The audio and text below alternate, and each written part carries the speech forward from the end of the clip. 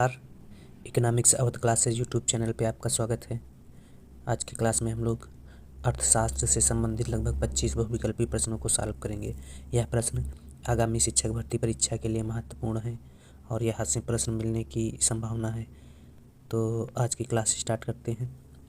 1 number question है, मुद्रा वह है जो मुद्रा का कार्य करे। यह कथन किसका है? Walker, nap, Crowther, Hartley, Bidar. तो मुद्रा वह है जो मुद्रा का कार्य करे, यह कथन जो है प्रोफेसर वाकर का है। ए ऑप्शन सही है। मुद्रा की कुछ अन्य परिभाषाएं हैं जो परीक्षा की दृष्टि से महत्वपूर्ण है, उनको जान लेते हैं। वाकर ने क्या कहा? मुद्रा वह है जो मुद्रा का कार्य करे। इसके अलावा नैप कहते हैं कोई भी वस्तु जो राज्य द्वारा मुद्रा घोषित कर दी जाती है वह मुद्रा कहलाती है। नैप क्या कह रहे हैं मुद्रा के संदर्भ में कि कोई भी वस्तु जो राज्य द्वारा मुद्रा घोषित कर दी जा रही है उसे मुद्रा कहा जाता है। क्राउथर कहते हैं मुद्रा वह वस्तु है जो विनिमय के माध्यम तथा ऋणों के भुगतान के रूप में सामान्यतः स्वीकार की जाती है तथा जो मूल्य के मापक एवं संचय कोष के आधार का कार्य करती है। तो मुद्रा के कार्य के आधार पर अगर किसी ने परिभाषा दी है तो प्रोफेसर क्राउथर ने मुद्रा की परिभाषा मुद्रा के कार्यों के आधार पर दी है। इसके अलावा प्रोफेसर मार्शल कहते हैं मुद्रा के अंतर्गत वे सभी वस्तुएं आती हैं जो वस्तु तथा सेवाओं का भुगतान करने तथा खर्च चुकाने में स्वीकार की जाती हैं। हैंसन कहते हैं मुद्रा वह है जो सर्व स्वीकार्य हो। हैंसन क्या कहते हैं? मुद्रा वह है जो सर्व स्वीकार्य हो। इसके अलावा सेलिगमैन कहते हैं मुद्रा वह है जिसमें सर्वग्राह्यता हो। सेलिगमैन क्या कहते हैं? मुद्रा वह है जिसमें सर्वग्राह्यता हो। तो यह मुद्रा के संदर्भ में कुछ महत्वपूर्ण परिभाषाएं थी जो परीक्षा की दृष्टि से महत्वपूर्ण हैं। अगला क्वेश्चन है 2 नंबर। क्या कह रहा है 2 नंबर क्वेश्चन? कोई भी वस्तु जिसे राज्य द्वारा मुद्रा घोषित कर दी जाती है मुद्रा हो जाती है, यह कथन किसका है? तो प्रोफेसर नैप यह कहते हैं कि कोई भी वस्तु जो राज्य द्वारा मुद्रा घोषित कर दी जाती है वह मुद्रा कहलाती है। इसके अलावा वाकर कहते हैं मुद्रा वह है जो मुद्रा का कार्य करे। सेलिगमैन कहते हैं मुद्रा वह है जिसमें सर्वग्राह्यता हो। और हैंसन कहते हैं मुद्रा वह है जो सर्व स्वीकार्य हो। इसके अलावा 3 नंबर क्वेश्चन है, ग्रेसम के नियम के अनुसार निम्न में कौन सी मुद्रा सबसे बुरी मुद्रा होती है? परिवर्तनशील पत्र मुद्रा, प्रतिनिधि पत्र मुद्रा, अपरिवर्तनशील पत्र मुद्रा, प्रतिष्ठ मुद्रा। तो हैंसन के अनुसार सबसे खराब मुद्रा जो है या बुरी मुद्रा परिवर्तनशील पत्र मुद्रा होती है। ए ऑप्शन सही है।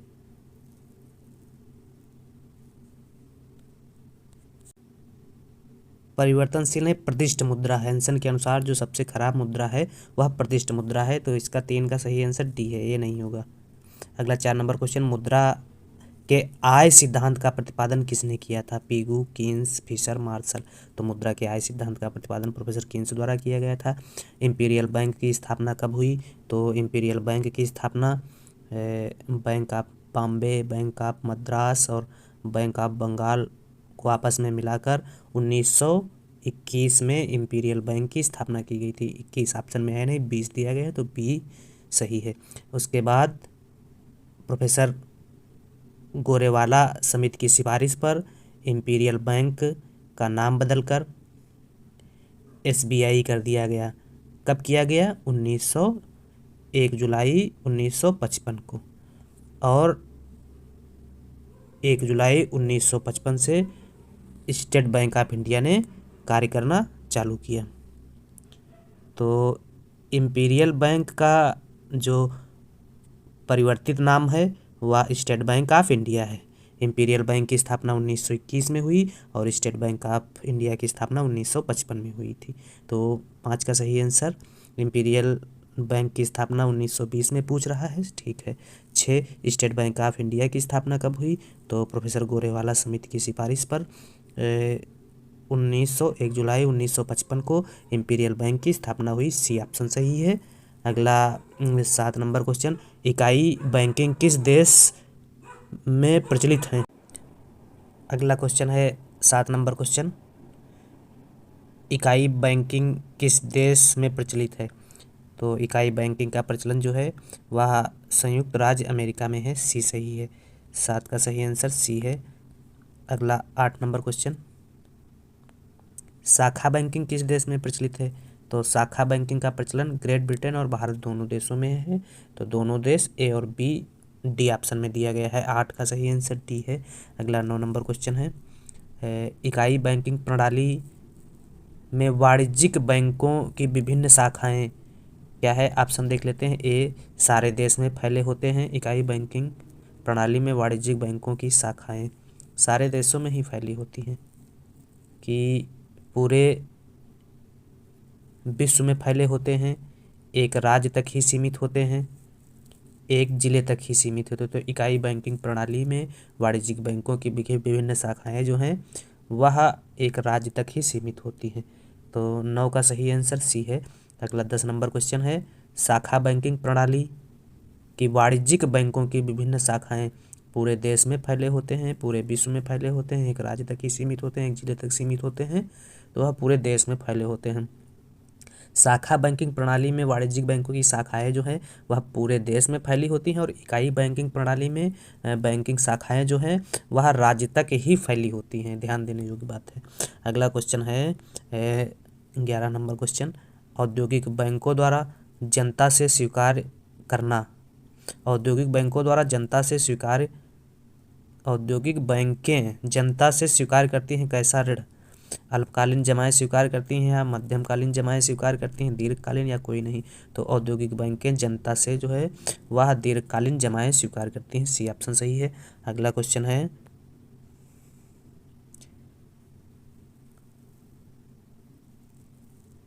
सी सही है इसका, दीर्घकालीन जमाएं स्वीकार करती हैं।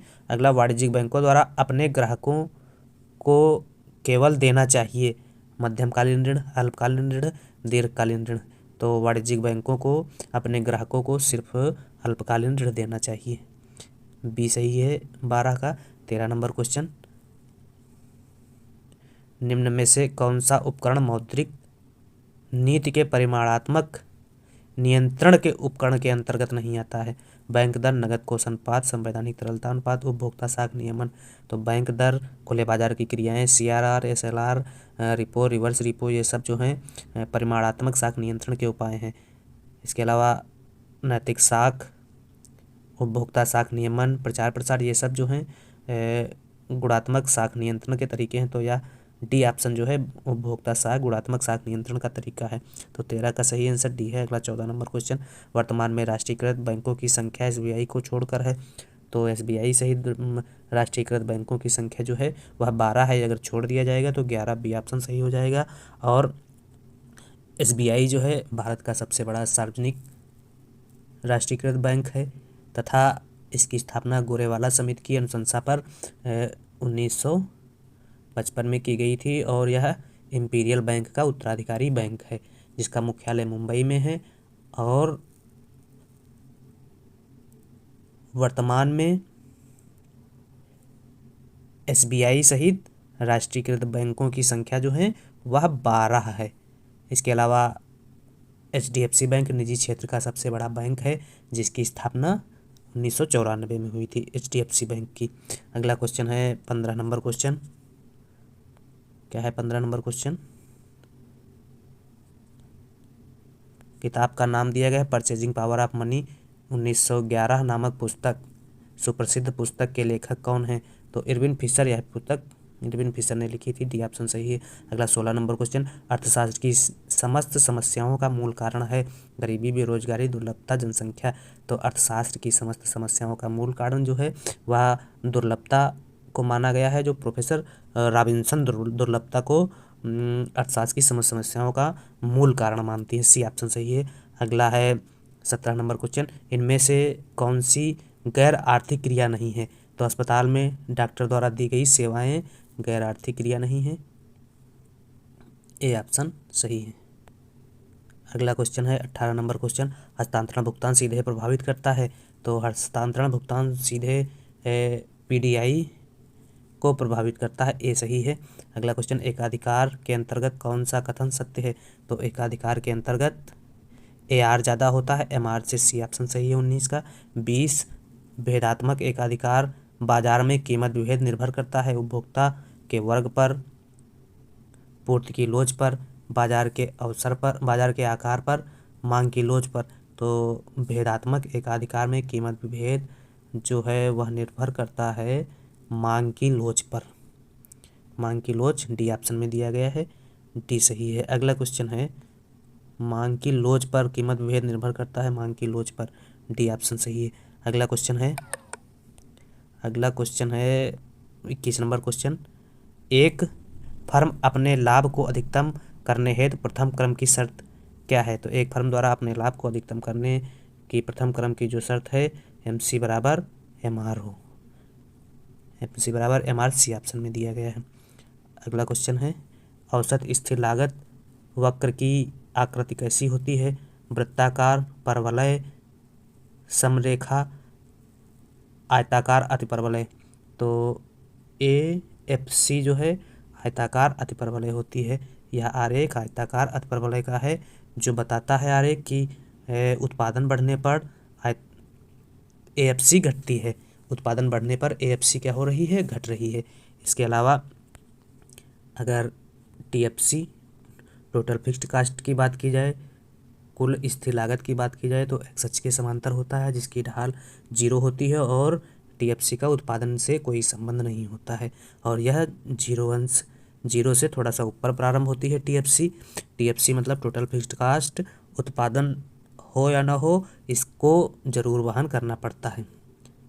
इसके अलावा अगर टोटल कास्ट की बात की जाए तो टोटल कास्ट भी मूल बिंदु से थोड़ा सा ऊपर उठती हुई होती है, ऊपर से निकलती है, जो प्रारंभ में घटती हुई स्थिर फिर बढ़ती हुई होती है। तो यह TC, TFC, AFC की बातें थी। अगला क्वेश्चन है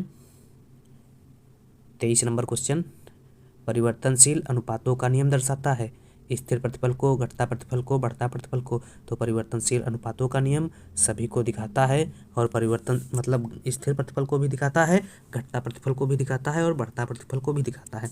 परिवर्तनशील अनुपातों का नियम जो है वह दीर्घकाल नहीं अल्पकाल से संबंधित रखता है परिवर्तनशील अनुपातों का नियम, और पैमाने का प्रतिफल जो है दीर्घकाल से संबंध रखता है। यह उत्पादन के सिद्धांत से लिया गया है, तो इसमें डी सही हो जाएगा। परिवर्तनशील अनुपातों के नियम में स्थिर प्रतिफल, घटता प्रतिफल और बढ़ता प्रतिफल दिखाया जाता है उत्पादन का। अगला क्वेश्चन है उत्पादन फलन का सीधा संबंध होता है, किससे होता है? उत्पादन के साधन से, कीमत से, यातायात से, कोई नहीं। तो उत्पादन फलन का सीधा संबंध जो है वह उत्पादन के साधन से होता है। 24 का सही आंसर ए है। अगला 25 नंबर क्वेश्चन, वैगनर का नियम संबंधित है। तो वैगनर का नियम जो है वह सार्वजनिक व्यय के सिद्धांत से संबंधित या सार्वजनिक व्यय से संबंधित है। अगला क्वेश्चन है निम्न चित्र में प्रदर्शित है। तो यह चित्र जो है अल्पकालीन उपभोग को दिखा रहा है, अल्पकालीन उपभोग को दिखा रहा है। अगर उपभोग के संबंध की बात की जाए तो आय और उपभोग में संबंध जो है कीन्स और साइमन कुजनेट्स ने प्रस्तुत किया। कीन्स द्वारा दिया गया जो आय और उपभोग में संबंध है वह अल्पकाल से संबंध रखता है। कीन्स जो है आय और उपभोग के बीच में संबंध जो है अल्पकालीन उपभोग संबंध की बात करते हैं जो 0 अंश से थोड़ा ऊपर उठता हुआ होता है। C बराबर A प्लस BY, यह कीन्स द्वारा दिया गया अल्पकालीन उपभोग फलन का आरेख है जिसमें APC ज़्यादा होता है MPC से, APC ज़्यादा होता है MPC से, तथा आय उपभोग में गैर अनुपातिक संबंध की बात की गई है। अल्पकालीन उपभोग फलन में C बराबर A प्लस BY,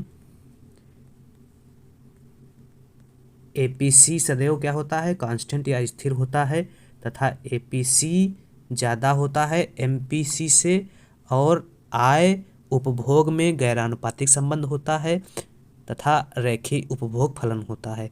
आय बढ़ने पर APC क्या होता है? आय बढ़ने पर APC घटता है तथा MPC भी घटता है, तथा आय बढ़ने पर एपीसी बढ़ता है